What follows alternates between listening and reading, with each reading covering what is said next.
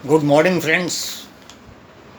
Today, again, Mr. HP Sinha is with you. आज मैं पुनः ट्रिगोमेट्री के हाइट एंड डिस्टेंस से रिलेटेड प्रॉब्लम के साथ आपके साथ हूँ। ये ट्रिगोमेट्री से संबंधित 10वां वीडियो है। ट्रिगोमेट्री के हाइट एंड डिस्टेंस पर मेरा 9वां वीडियो था कल, जिस पर मैंने हाइट एंड डिस्टेंस से रिलेटेड कुछ तथ्यों की चर्चा की थी, जिसके आधार पर हाइट एंड डिस्टेंस के प्रॉब्लम्स को हल किए जाते हैं।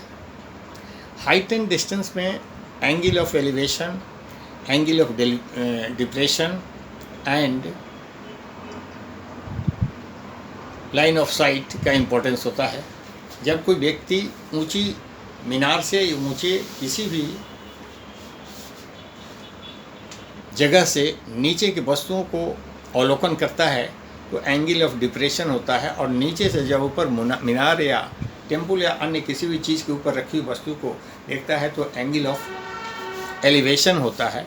और लाइन ऑफ साइट बिल्कुल सीधे में जो होती है, इस सारी चर्चा मैंने कल करी है। और इस पर महत्वपूर्ण बात जो है, ट्रिगोमेट्री के रेशियो से संबंधित जो फार्मूलेज हैं उसकी उपयोग होता है और न्यूमेरिकल वैल्यूज का उपयोग होता है, क्योंकि हाइट एंड डिस्टेंस है ऊंचाई और दूरी। ऊंचाई मीन्स हाइट, इसमें एच की जरूरत होती है, और दूरी मीन्स डिस्टेंस। तो ट्रिगोमेट्री के tan थीटा में ऊंचाई और दूरी, height and perpendicular and base की जरूरत होती है। तो मैक्सिमम यहाँ पर tan थीटा के ट्रिगोमेट्री के रेशियो की उपयोग होता है। कहीं कहीं अन्य का भी होता है, लेकिन मैक्सिमम इसका होता है। अब हम लोग देखेंगे, कल भी हमने काफ़ी प्रश्नों को हल किए थे, आज भी कुछ प्रश्नों को हल करके आपको इसको और एक्सरसाइज को क्लियर करते हैं। एक प्रश्न है, from the top of tower the angle of depression of two objects on the side of the tower are found to be alpha and beta. If the distance of, ये tower है, यहाँ से ये और ये दो पॉइंट है जहाँ पर ये अल्फ़ा है और बीटा कोण बनते हैं। से ये ए है, ये बी है और ये सी है और डी है। दिया हुआ है alpha is greater than beta, ठीक है। और इस दो पॉइंट के बीच का डिस्टेंस दिया हुआ है पी। Then you have to solve, prove P tan alpha into tan beta divided by tan alpha minus tan beta. अब स्पष्ट है, say this is a tower and this is the top of the tower. From there angle of depression is at point C, this is alpha, and at point D it is beta. So there is two triangle formed, angle ABC में tan alpha equal to AB by CB, right. AB क्या है? AB equal to, from the top of the tower two objects found to be alpha and beta, okay. And then the height of the tower is h दिया हुआ है, this is height of the tower is h, right। तो AB की जगह पर हम h लिखेंगे, CB नहीं मालूम, हम CB रखते हैं। तो हम यहाँ पर CB equal to h by tan alpha लिख सकते हैं, और ये इक्वेशन 1 हो गया। Next, in other triangle ABD में tan beta equal to AB by BD, where AB by BD क्या है? BC plus CB। AB H है और DC P है प्लस CB है। ये दूसरा इक्वेशन हुआ। फ्रॉम इक्वेशन 1 हम लिख सकते हैं tan beta equal to h by T plus C B की जगह पर लिखेंगे h by tan alpha, then tan alpha is equal to P into tan alpha plus h. इसको अगेन हम लिख सकते हैं सिंप्लीफाई करके h by one into tan alpha by P tan alpha plus h. तो क्या हो जाएगा, अब लिखेंगे हम यहाँ पर tan beta equal to h tan alpha by P tan alpha plus H, right. अब हम इसको ऐसे लिखते हैं, क्रॉस मल्टीप्लिकेशन जब करेंगे तो हम लिख सकते हैं, कैसे लिखेंगे, P tan alpha into tan beta plus h tan beta, ठीक है, is equal to h tan alpha.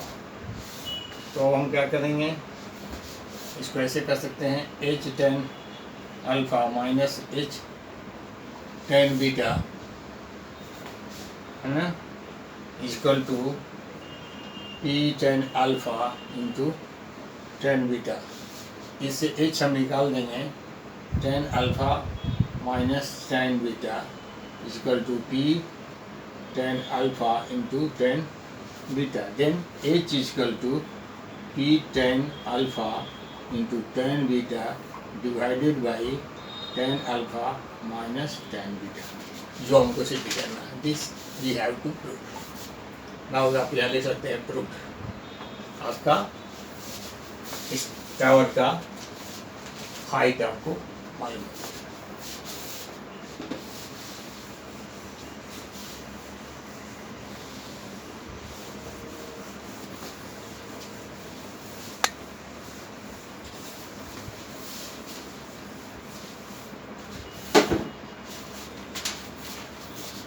Question 2, A fire building B, ये फायर बिल्डिंग बी है, इससे यहाँ और यहाँ पी और क्यू पर दो फायर स्टेशन है, बिल्डिंग बी पर यहाँ पर फायर लग गई है, आग लग गई है।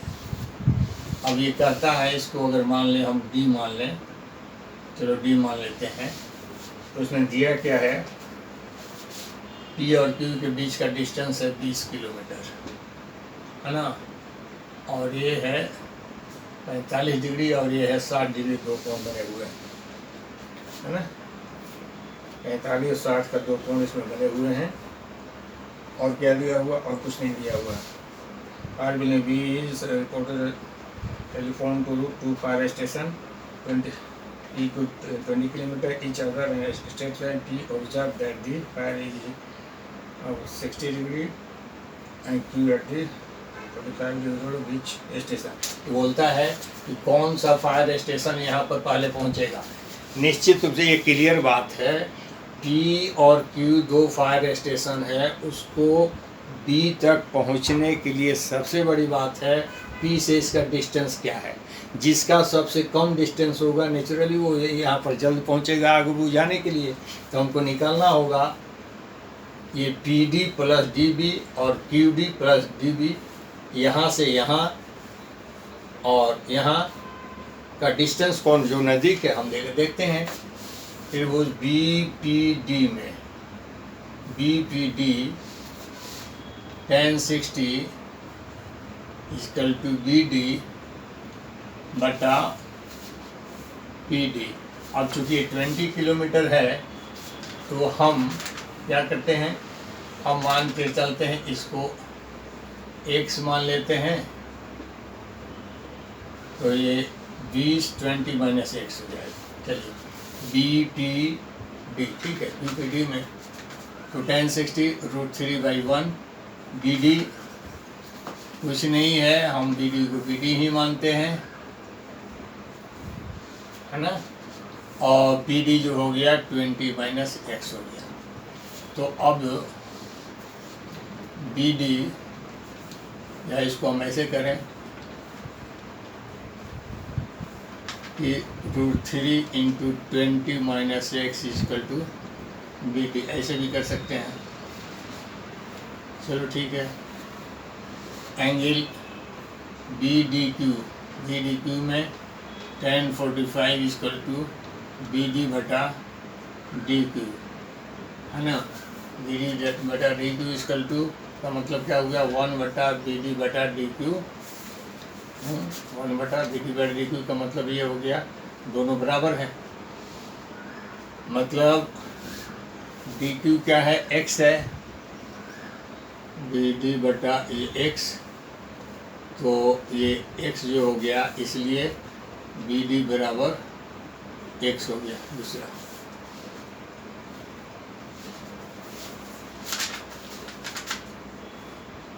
तो हम क्या लिखेंगे, √3 20 माइनस एक्स बराबर एक्स।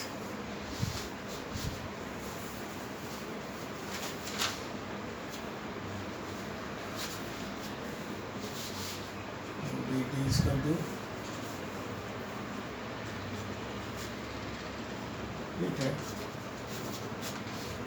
हाँ ठीक है कोई नहीं। तो ये क्या हो जाएगा,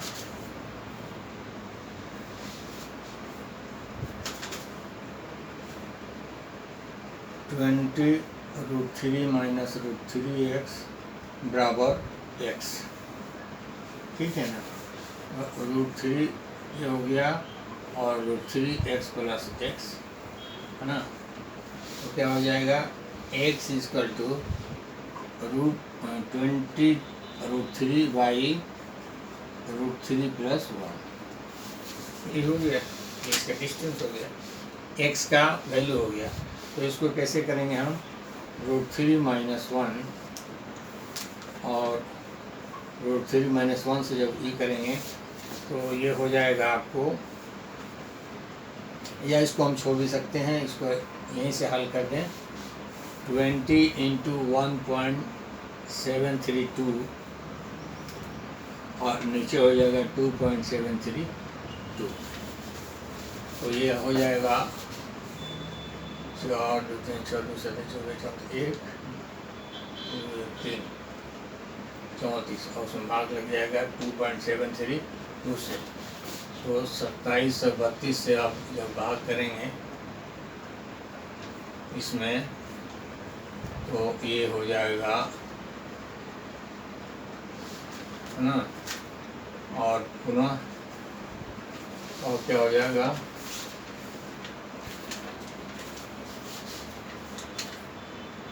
ये हो जाएगा 3,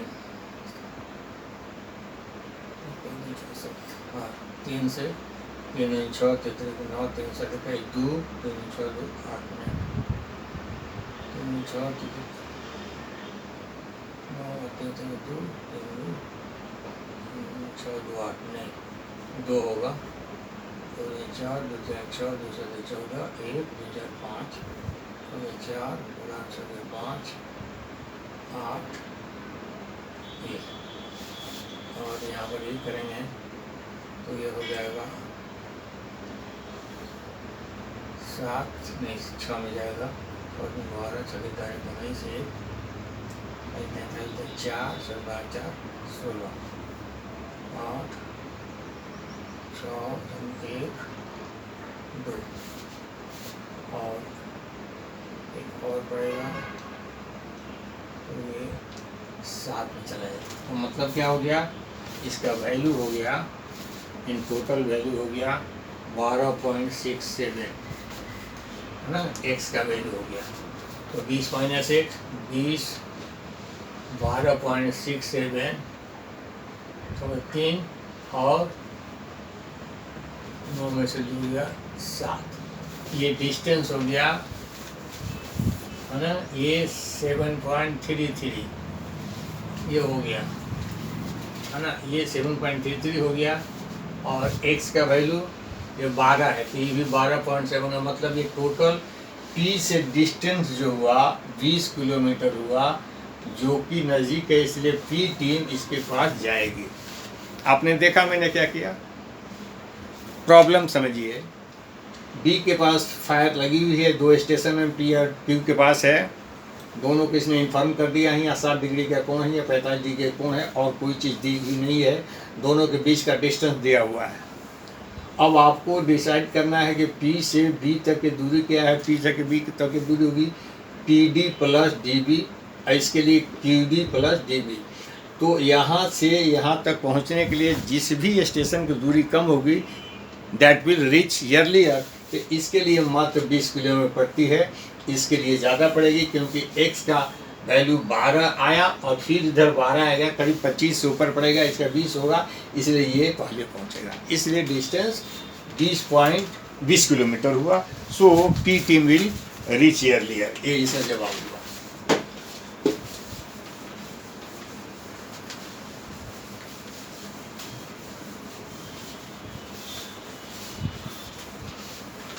right.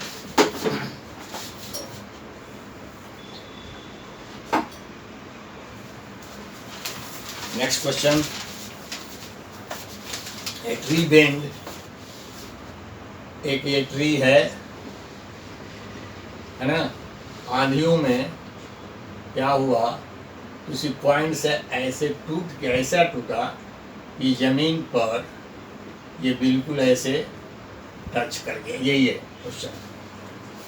A tree breaks due to the storm and broken parts bent so that the top of the tree touches to the ground, making an angle of 30 degree, 30 degree का ये कोण बनाता है with the ground. Distance from the foot of the tree, distance from the foot of the tree to the point where the touches, ये 8 metre है ये, ठीक है।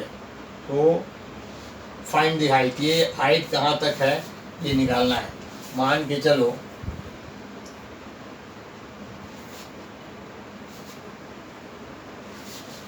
इसमें समझ लो कि टोटल x है ना, राइट। या अगर इस पोर्शन को हम x मानते हैं तो x ही आकर के यहाँ पर मिल गया है यहाँ पर, तो ये भी x हुआ। आप लिखें इसको, late AB was a tree which broken on the point E, मान के चलो ऑन पॉइंट E ये ब्रोक कर गया तूफान में, और ऊपर का EB पोर्शन जो आकर के यहाँ मिला, इसलिए ये EB is equal to EC होगा। अगर EB x है तो EC भी x होगा। तो अब क्या करना है हमको, cos theta is equal to AC बटा EC। AC है x और ये है 8, cos का वैल्यू क्या होता है, क्या 30 है, तो cos 30 Aadhaar √3/2 is equal to x by 8, 2x is equal to 8√3, इसलिए x is equal to 8√3 divided by 2, 4√3, 4 into 1.732 is equal to 4 into 2, 6.928 है ना।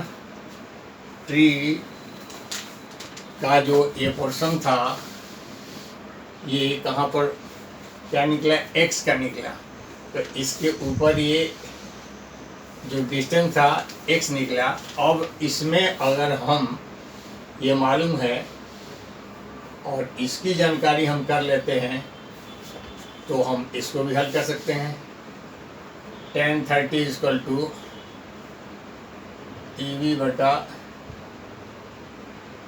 AC 1/√3 is equal to EB बटा x, तो ये क्या है, x का मान हो गया है 6.928, इसलिए EB का भी हम मालूम कर सकते हैं, ये डिस्टेंस हम मालूम कर लिए। ओके,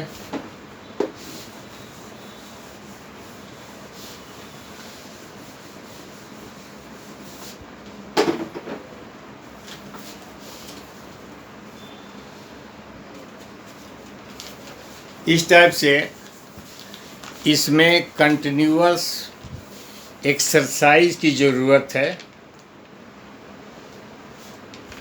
इसमें कंटिन्यूअस एक्सरसाइज की ज़रूरत है।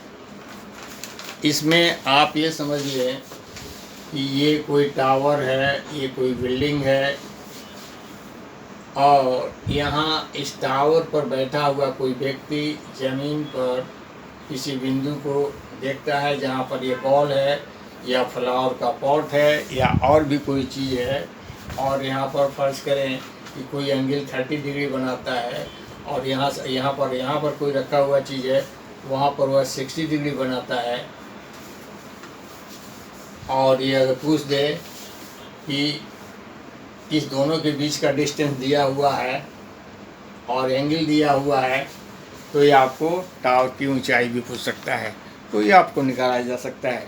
This all questions based on exercise, simple theory है।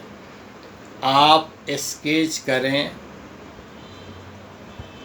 एज अकॉर्डिंग टू क्वेश्चन, वो क्या कह रहा है, कहाँ पर क्या चीज़ है, कहाँ से एंगल ऑफ एलिवेशन बनता है, कहाँ से एंगल ऑफ डिप्रेशन बनता है, किस पॉइंट को टच करता है, उसमें दिया हुआ क्या है, हाइट दिया है, बेस दिया है, या एंगल क्या क्या दिया है, या अगर ये दोनों चीज़ नहीं है तो दोनों पॉइंट का डिस्टेंस दिया है, एंगल दिया है। बस स्केच करने के बाद आप tan का फार्मूला लगाएं, जहाँ ज़रूरत हो साइन कॉस का फार्मूला लगाएं। मैक्सिमम जगह पर tan का फार्मूला लगेगा, जिसमें आपको याद रखना होगा tan 60 क्या है, tan 45 क्या है, tan 30 क्या है, जो कुछ भी है, और उसको मान पुट करें। सिंपल प्रोसेस से उसको हल करके मांगी गई चीज़ को आपको निकाल के आंसर निकालना होगा। यही है, दैट रिक्वायर्स प्रैक्टिस। इसमें कोई ऐसी बात नहीं बताई जा सकती है, ये प्रैक्टिस पर निर्भर है। फिर मैं बताऊं, इसमें मोर देन 100 क्वेश्चंस है, उससे भी ज़्यादा है।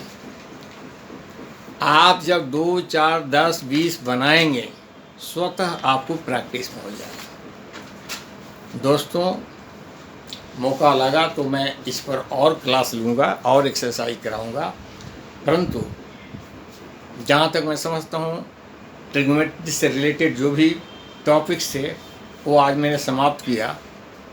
मेरा सबसे बड़ी बात यह है कि ट्रिग्नोमेट्री में मैं आज 10वां लेक्चर समाप्त कर रहा हूँ, और शुरू से अंत तक मैंने ट्रिग्नोमेट्री के सारे एस्पेक्ट को, सारे थ्योरी को, सारे कंसेप्ट को टच किया है, समझाने की कोशिश की है। ट्रिग्नोमेट्री के तीनों एंगल्स, तीनों भुजाएं, तीनों भुजाओं का आपस में क्या संबंध है, ट्रिग्नोमेट्रिकल रेशियो से उनका आपस में क्या संबंध है, साइन का, कॉस का, टैन, कॉट, सेक, कॉसेक का आपस में क्या संबंध है तीनों भुजाओं के साथ। साइन थीटा है तो त्रिभुज के राइट एंगल के किन किन भुजाओं से उसका संबंध है, परपेंडिकुलर और हाइपोटेनियस से है। कॉस है तो उसका किससे संबंध है, टैन, कॉट, सेक, कॉसेक, क्योंकि जानना बहुत ज़रूरी है, इसके बिना आप नहीं कर सकते हैं। पाइथागोरस थ्योरम को हम लोगों ने देखा। पाइथागोरस थ्योरम में जो कि राइट एंगल ट्रायंगल के तीनों भुजाओं, हाइपोटेनियस, परपेंडिकुलर और बेस के साथ, hypotenuse square equal to base square plus perpendicular, इसका बहुत इंपॉर्टेंट फार्मूला जिसको हम लोगों ने देखा है, उस पर सम भी हल किए हैं। और इसी प्रकार एंगल के ट्रायंगल के दो भुजाएं दी हुए तीसरे कैसे निकाले, हम लोगों ने इसको हल किया है। तीसरा, ट्रिग्नोमेट्रिकल रेशियो के न्यूमेरिकल वैल्यू कैसे निकाले जाते हैं, इसका मैंने ज्योमेट्रिकल विधि से स्केच करके आपको बताया है। साइन 0 डिग्री के साइन, कॉस, टैन, कॉट, सेक, कॉसेक, 45 डिग्री के साइन, कॉस, टैन, कॉट, सेक, कॉसेक, 30 डिग्री के, 60 डिग्री के और 90 डिग्री के कैसे निकाले जाते हैं। और उसमें सबसे महत्वपूर्ण बात यही है कि राइट एंगल जो बनता है, किसी भी एंगल के वैल्यू को, न्यूमेरिकल वैल्यू निकालने के पहले दिमाग में ये बात आनी चाहिए कि अगर साइन 45 का हमको मान निकालना है तो वो कैसा एंगल होगा। एंगल तो हमेशा राइट एंगल होगा, जिसमें परपेंडिकुलर होगा, हाइपोटेनियस होगा और बेस होगा। परंतु साइन के केस में, साइन 45 के केस में परपेंडिकुलर क्या होगा और हाइपोटेनियस क्या होगा, क्योंकि साइन का रिलेशन कहाँ है? परपेंडिकुलर एंड हाइपोटेनियस से। जब मैं tan की बात करूँगा तो उसका रिलेशन कहाँ होगा? परपेंडिकुलर और बेस से। जब कॉसेक की बात करूँगा तो हाइपोटेनियस डिवाइडेड बाई परपेंडिकुलर से। ये दिमाग में रहना चाहिए कि साइन 45 में कर रहा हूँ तो वहाँ पर क्या चाहिए हमको? Sine 45 means perpendicular divided by hypotenuse. तो वहाँ परपेंडिकुलर क्या होगा, हाइपोटेनियस क्या होगा? परपेंडिकुलर हमेशा वहाँ पर 1 है और हाइपोटेनियस √2 है, तो उसका वैल्यू 1/√2 हुआ। उसी टाइप से cos 45 का वैल्यू 1/√2 हुआ। tan एट cot का 1 होता है, sec का cosec का √2 होता है। ये दिमाग में जब त्रिभुज के तीनों भुजाओं का मान दिमाग में बन रहेगा कि किस संबंध में क्या होगा, तो आप तुरंत निकाल देंगे। और इस पर संबंधित हमने बहुत सारे प्रश्नों को भी हल किया है। कंप्लीमेंट्री एंगल के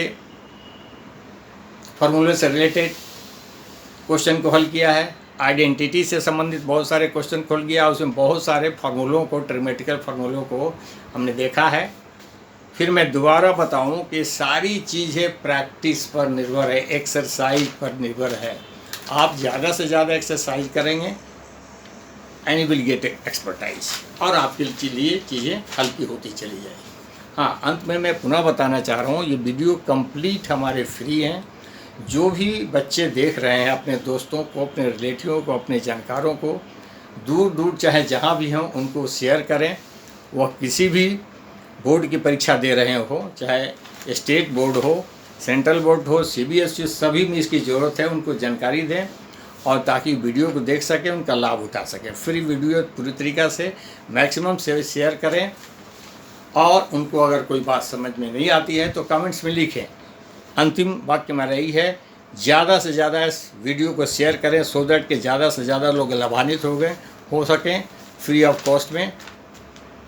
यही मेरा आप लोगों से कहना है, सो दैट कि मैं आगे भी आपके लिए वीडियो बना सकूं। Thank you.